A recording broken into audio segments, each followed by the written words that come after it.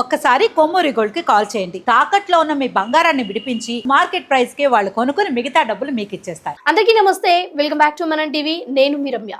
ఈ రోజు తమిళనాడు అసెంబ్లీలో అయితే విజయ్కి బల పరీక్ష జరిగింది. దాంట్లో గణనీయంగా గెలవడం కూడా జరిగింది. అయితే అసలు విజయ్ ఎలక్షన్స్లో నిలబడ్డప్పుడు కనీసం అపోజిషన్ పార్టీ అయినా వస్తుందా రాదా అని అనుకున్నప్పుడు ఈ రోజు ఇంత ఘన విజయం సాధించి ఈ రోజు అసెంబ్లీలో కూడా బల పరీక్ష కూడా గెలిచారు.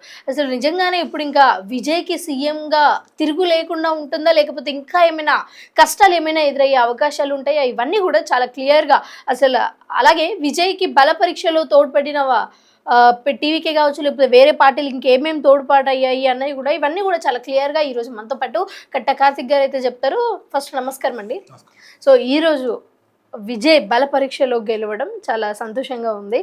అసలు విజయ్ బల పరీక్షలో గెలవడానికి ఏ పార్టీలు అంటే వేరే పార్టీలు డిఎంకే నుంచి వేరే వర్గాలు చీలిపోయి మరి టీవీకేలోకి వస్తున్నాయి అన్న వాదనలు నిన్నటి వరకు మనం కూడా విన్నాం. ఇప్పుడు చాలా క్లియర్గా ఈరోజు విజయ్ గెలవడానికి కారణం ఎవరు?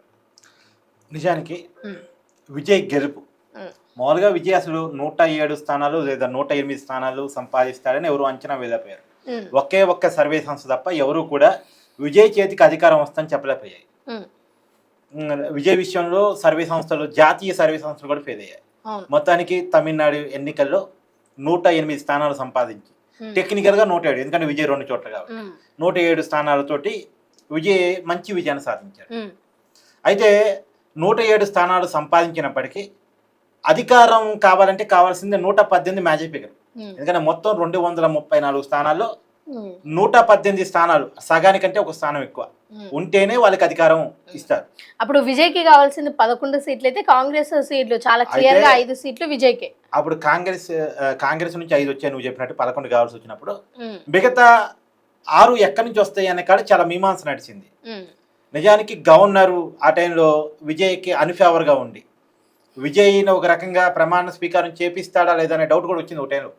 లేదు డిఎంకే కలిసిపోతున్నాయి, వాళ్ళేదో చిన్న చిన్న పార్టీలతో వాళ్ళు గవర్నమెంట్ ఫామ్ చేయబోతున్నారు అనేటువంటి చర్చలు జరిగాయి. బట్ అవన్నీ నేను ఖండించాను, అవేం జరిగే పరిణామాలు కాదు. అంతిమంగా విజయ్ సీఎం అంత మ్యాండేట్ వచ్చిన తర్వాత మిగతా ఎవరు కలిసినా అది వాళ్ళు కలిసినా అంత ఈజీ కాదు. దానికి ఉన్నటువంటి కారణాలు కూడా చాలా క్లియర్ ఎక్స్ప్లెయిన్ చేశాను. అప్పుడు కూడా నేను చెప్పేది ఒకటే, విజయ్ సీఎం అవుతాడని ఆ రోజు చెప్పాను. మొత్తానికి 4 రోజులు లేట్ అయిందేమో, 2 సార్లు ప్రమాణ స్వీకారం వాయిదా పడి 3ఓసారి జరిగింది. అన్నిసార్లు వాయిదా పట్టడానికి కూడా కారణం గవర్నర్ తన అధికారానికి మించి ప్రవర్తించాడు. దానికి ఉండే కారణాలు ఏంటంటే అన్నాడీఎంకే పార్టీకి అధికారం ఉండాలి. అన్నాడీఎంకే పార్టీ 47 సీట్లు వచ్చినాయి. మరి వాడికి అధికారం ఉండాలి అంటే విజయ్తో కలపాలి, లేదు కనీసం డిఎంకేతో కలిపి వాళ్ళతో గవర్నమెంట్ అని ఫామ్ చేయించాలని ట్రై చేశారు. కానీ అది ఏది వర్కౌట్ కాలేదు.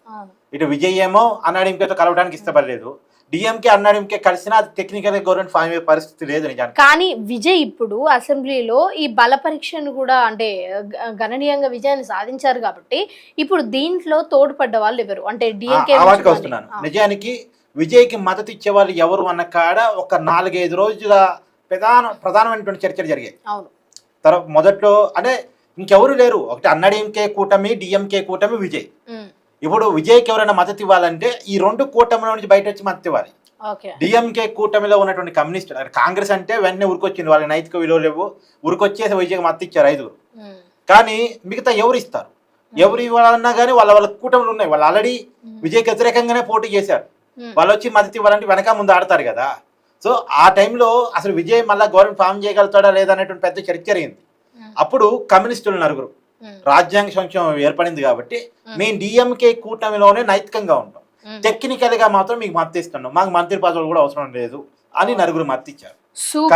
కమ్యూనిస్టులు వచ్చి ఆ 9 మద్దతు ఇచ్చిన తర్వాత విజయ బలం 116కి చేరింది. అంటే ఇప్పుడు అది అంటే కమ్యూనిస్ట్ పార్టీలు ఎవరైతే ఉన్నారో వాళ్ళు టీవీకేకి సపోర్ట్ చేసినా గానీ డిఎంకే పార్టీలోనే ఉన్నట్టు, డిఎంకే కూటమిలో ఉన్నట్టు.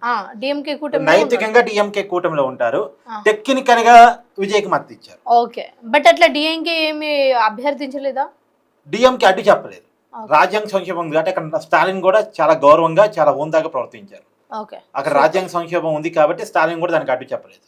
మొత్తానికి కమ్యూనిస్టులు మద్దతు ఇచ్చారు. తర్వాత ఇంకా కావాలి, ఇంకొక ఇద్దరు కావాలి. ఇద్దరు కాడ చాలా చర్చ జరిగింది. వీసీకే పార్టీ కాడ చాలా పెద్ద తతంగం నడిచింది. వాళ్ళు ఒకసారి అయితే డిమాండ్ పెట్టారని, డిప్యూటీ సీఎం కావాలి, తర్వాత 2 చోట్ల విజయ్ పోటీ చేశారు కాబట్టి ఒక చోట రాజీనామా చేస్తారు కదా తిరుచి ఈస్ట్, ఆ స్థానం కూడా మాకే కావాలి. తర్వాత మా అధినేత అక్కడ నుంచి గెలిస్తే అతని డిప్యూటీ సీఎం ఇవ్వాలి.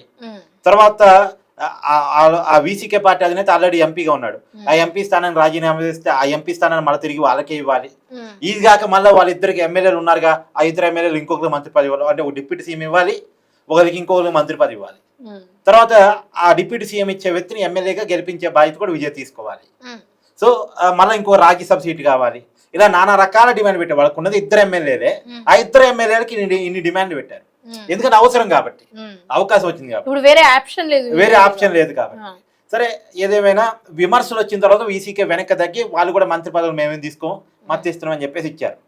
ఇచ్చిన తర్వాత ఐయుఎంఎల్ వాళ్ళైతే డ్రామాలు ఆడారు, కొద్దిసేపు మత్తు ఇస్తున్నాం అంటారు, ఇంకొకరు ఇవ్వాలంటారు, అట్లా మొత్తానికి డ్రామాలు ఆడి తర్వాత మద్దతు ప్రకటించారు. 120కి ఆ రోజు విజయ బలం పెరిగింది. 120కి పెరిగిన తర్వాత గవర్నర్ దగ్గర ప్రమాణ స్వీకారం చేశారు. అంటే కావాల్సిన దానికంటే ఇంకొక 2 సీట్లు. నిజానికి విజయ్కి మద్దతు తెలియకుండా ఉంది. తెలియకుండా ఎలా ఉందంటే అన్నాడీఎంకే పార్టీలో వర్గాలు ఉన్నాయి. వాళ్ళు అధికారం ఉంటేనేమో కలిసి ఉంటారు పార్టీగా, అధికారం రాదు అనుకుంటే ఆ పార్టీ 2-3 ముక్కలు అయ్యే పరిస్థితి ఉంది. అందుకని అన్నాడీఎంకే కోసమే గవర్నరు అధికారంలో అన్నాడీఎంకేని ఏమన్నది కంబైన్ చేయడం కోసమే ఆ డ్రామా అంతా ఆడాడు. కానీ అన్నాడీఎంకే లేకుండానే గవర్నమెంట్ ఫామ్ అయిపోయింది. అందుకని ఇప్పుడు అన్నాడీఎంకే చీలిపోయి దాంట్లో ఉన్నటువంటి 30 మంది ఎమ్మెల్యేలు విజయ్కి మద్దతు ఇచ్చారు. ఇప్పుడు విజయ బలం ఎంత 120 కాదు 150కి చేరింది. 150కి ఈ 120 + 30 150కి చేరింది. ఇప్పుడు ఈ 120లో ఉన్నటువంటి చిన్న చిన్న పార్టీలు ఎవరైనా వెనక్కపోయినా ఇబ్బంది లేదు. ఇక వీళ్ళు వెనక్కపోయినా ఆల్రెడీ ఆ 30 మంది కొత్తగా వచ్చి ఆడయ్యారు కాబట్టి వీళ్ళు ఎవరైనా బ్లాక్మెయిల్ చేసేవాళ్ళు, బెదిరించేవాళ్ళు, చిన్న చిన్న పార్టీలు మేము ఈ కూటమిలోకి రాము అనుకుని మా కూటమిలోకి మేము వెళ్ళిపోతాం అనుకునే వాళ్ళు పోయినా బాధ లేదు. కానీ ఇప్పుడు చాలా క్లియర్ గా ప్రజలలో, తమిళనాడు ప్రజలు కావచ్చు, లేకపోతే ఈ 2 తెలుగు రాష్ట్రాలలో ప్రజలు కావచ్చు, చాలా ఆసక్తిగా ఎదురు చూస్తున్న అంశం ఏంటి అంటే డిప్యూటీ సీఎం పదవి ఎవరికి ఇస్తారని. డిప్యూటీ సీఎం పదవి ఎవరికి ఇవ్వాలనేది ఉండదు, అసలు ఇవ్వచ్చు ఇవ్వకపోవచ్చు. డిప్యూటీ సీఎం అనేది రాజ్యాంగబద్ధ పోస్ట్ కాదు, అది కేవలం ఒక రాజకీయ అంటే క్యాబినెట్ మినిస్టరే. Deputy CM equal to cabinet మినిస్టరే. అది ఒక రాజ్యాంగ పదవి పోస్ట్ ఏం కాదు, ఒక రాజకీయ పోస్ట్. డిప్యూటీ సీఎం అనే పదం సీఎం తర్వాత నెక్స్ట్ లీడర్ అతను ప్రొజెక్ట్ చేయడం కోసం పెట్టే పదవే తప్ప డిప్యూటీ సీఎం ఉంటాడా ఉండడా తెలియదు. కానీ ఒకవేళ ఇస్తే ఎవరికి ఇచ్చే అవకాశం అతని ఇష్టం. అది ఇప్పుడే చెప్పడానికి ఉండదు. వాళ్ళ పార్టీలో ఇచ్చుకుంటారా, లేదా కాంగ్రెస్ వాళ్ళు ఏమైనా అడుగుతారా, ఇంకెవరైనా మిత్రులు అడుగుతారా, లేదా అన్నాడీఎంకేలో కీలక వర్గం ఏమైనా అడిగిద్దా, అడిగితే ఇస్తాడో తెలియదు. అంటే ఇప్పుడు ఒకవేళ ఇచ్చే అవకాశం ఉంటే మాత్రం, ఒకవేళ టీవీకే నుంచి వస్తే వాళ్ళ సొంత ఫ్యామిలీ డ్రైవర్ అయినటువంటి వాళ్ళ కొడుకు ఇచ్చే అవకాశం ఉంది. ఆల్రెడీ చీఫ్ ఇప్పించాడుగా డ్రైవర్ కొడుకు. అయితే అటు కాకపోతే ఇస్తే కాంగ్రెస్ తరపు నుంచి కూడా చాలా పెద్ద ఎత్తున స్టార్ట్ అన్ని ఉట్టి ఊహాగానాలు. అది విజయ్ మాత్రం క్లారిటీ ఇవ్వాల్సి ఉంది, ఎవరికే మంత్రి పదవి ఇవ్వాలి, ఎవరిని డిప్యూటీ సీఎం చేయాలి అనేటువంటిది. ఏది ఏమైనా విజయ్ ప్రభుత్వాన్ని నిలబెట్టుకొని 1 సైడ్ గా గెలిచి తానేంటో చూపించుకొని బల నిరూపణలో కూడా తానేంటి చూపించుకో. కానీ ఒక చిన్న సందేహం, ఇప్పుడు అన్నాడీఎంకే నుంచి 30 మంది ఎమ్మెల్యేలు రావడం అన్నది చాలా చిన్న విషయం అయితే కాదు, చాలా పెద్ద విషయం. నాకు తెలిసి అంతమంది ఎమ్మెల్యేలు అంటే వస్తారని అందరూ ఊహించారు. అలా వచ్చే అవకాశం ఉంది కాబట్టి అసెంబ్లీ బల నిరూపణలో విజయ్ నెగ్గుతాడు కాబట్టి విజయ్ని ఇబ్బంది పెట్టాల్సినంత ముందే ఇబ్బంది పెట్టారు. సో ఇప్పుడు అన్నాడీఎంకే పార్టీ 2గా కనుక వాళ్ళకి ఎప్పటి నుంచి అధికారం లేదు. జైలు చనిపోయిన తర్వాత కొన్నాళ్ళు అధికారంలో ఉన్నారు, అది బీజేపీ ఉండటం వల్ల వెనకాల వాళ్ళు ఏదో కంబైన్గా ఉన్న అధికారం ఉన్నారు. కానీ వాళ్ళ పార్టీకి నాయకులు లేకుండా పోయాడు. 2021 ఎన్నికలు దారుణమైన ఓటమికి గురైన తర్వాత వాళ్ళ పార్టీకి నాయకులు లేకుండా పోయాడు. ఆ నాయకత్వ సమస్య వాళ్ళ పార్టీ 2-3 ముక్కలు కావడానికి కారణమైంది. ఓకే అండి, thank you so much Karthik గారు. అండ్ మీరు కూడా చూస్తున్నారు కదండి, అసలు మీ ఒపీనియన్ ఏంటో కూడా కింద కామెంట్ సెక్షన్లో కామెంట్ చేసే ప్రయత్నం అయితే చేయండి. Thank you so much.